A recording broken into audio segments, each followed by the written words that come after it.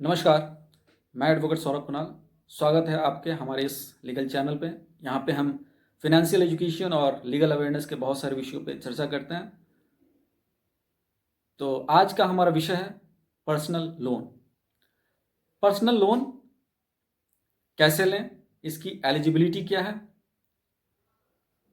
किन किन बातों पे ध्यान देना होता है, कौन कौन सी सावधानियों को बरतना होता है, इन सारी चीज़ों पे हम लोग आज खुल के विस्तृत चर्चा करेंगे।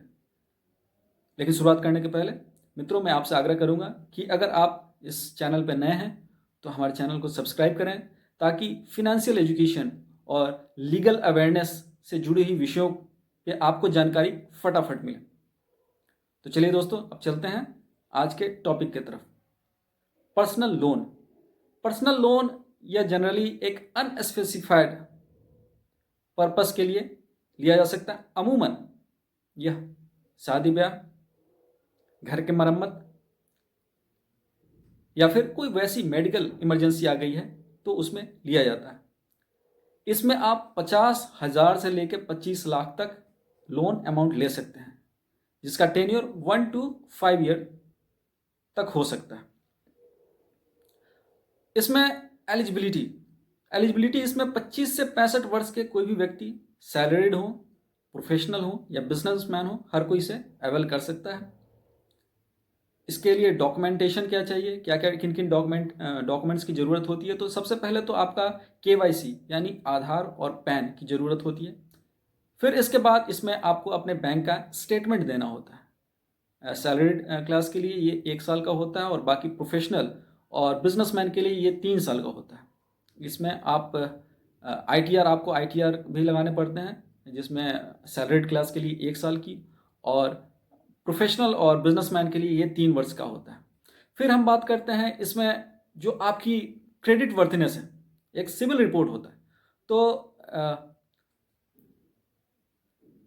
इसमें पर्सनल लोन लेने के लिए आपकी सिविल रिपोर्ट बहुत अच्छी होनी चाहिए।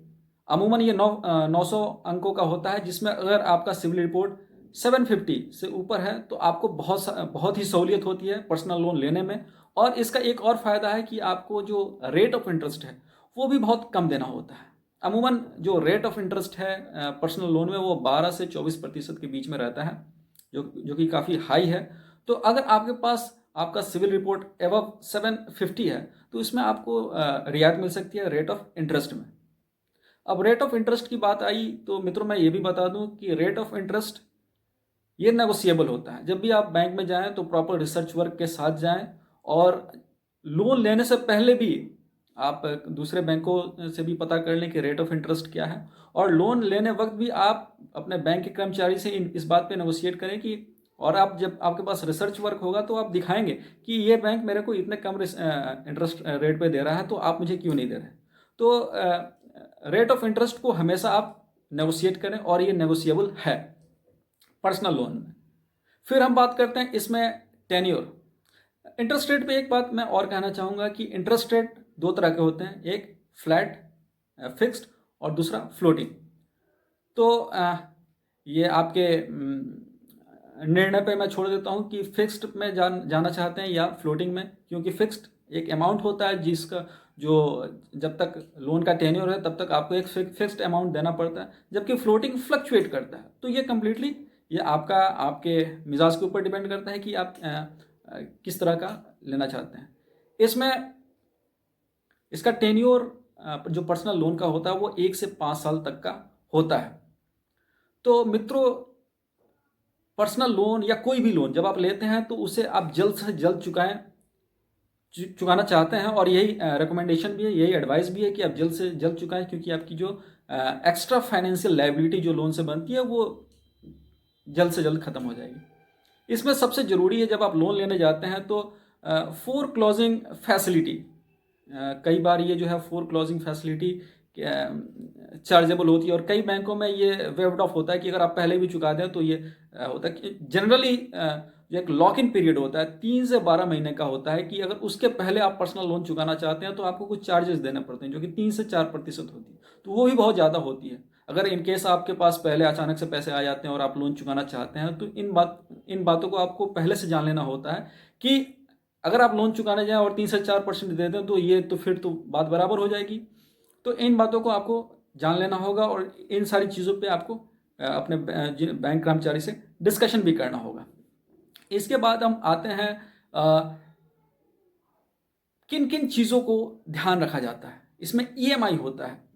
जब भी आप लोन लेते हैं तो आपको मंथली आपका डिडक्ट होते जाता है आपके अकाउंट से, तो ईएमआई भी होता है। और ख़ासकर मैं ये मेरा रिकमेंडेशन है कि जब भी आप लोन लेने जाएं तो बहुत सारे कागजातों पे आपके साथ आपके दस्तखत लिए जाते हैं। आपको आपको तो बहुत सारी चीज़ों पे आपको ध्यान देना होता है, क्योंकि इसमें गोलमाल भी हो सकता है। जब भी आप लोन लेने जाएं तो जो लोन अमाउंट है उसको आप अपने हाथों से लिखें, जो इंटरेस्ट रेट तय हुआ है उसको आप अपने हाथों से लिखें, जो ईएमआई अमाउंट तय हुआ है उसको आप अपने हाथों से लिखें, जो टेन्योर तय हुआ है उसे आप अपने हाथों से लिखें। तो इन सारी चीज़ों को अगर आप ख्याल रखेंगे तो बाद में आपके साथ कोई कॉम्प्लिकेशन या गोलमाल नहीं होगा। इसके साथ ही दोस्तों, जब आप लोन लेते हैं तो अपने फाइनेंशियल डिसिप्लिन को बिल्कुल ही इस पर मुस्तैद रहें। ईएमआई हमेशा टाइमली करें, क्योंकि अगर आप ईएमआई नहीं करते हैं तो ये आपके सिविल रिपोर्ट को ख़राब कर देता है। हो सकता है आपका एनपीए में चला जाए। तो इन सारी चीज़ों को आपको ध्यान देना होगा। साथ ही आपको जब कभी भी इसमें इसमें कई बार लोग होते हैं कि एक ही बैंक में जाते हैं। ऐसा ऐसा ज़रूरी नहीं है, आप दूसरे बैंक में भी जा सकते हैं। आपको अपना रिसर्च वर्क इसमें बढ़िया करना होगा। आजकल इंटरनेट पे भी ये फैसिलिटी है।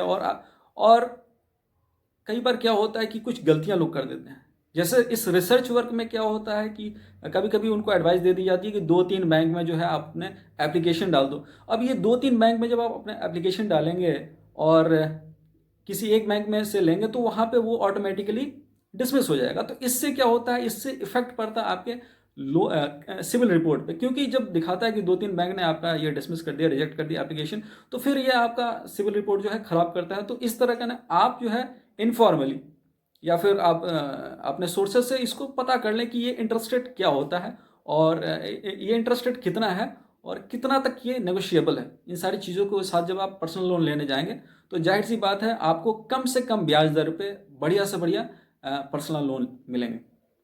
तो आज के लिए इतना ही।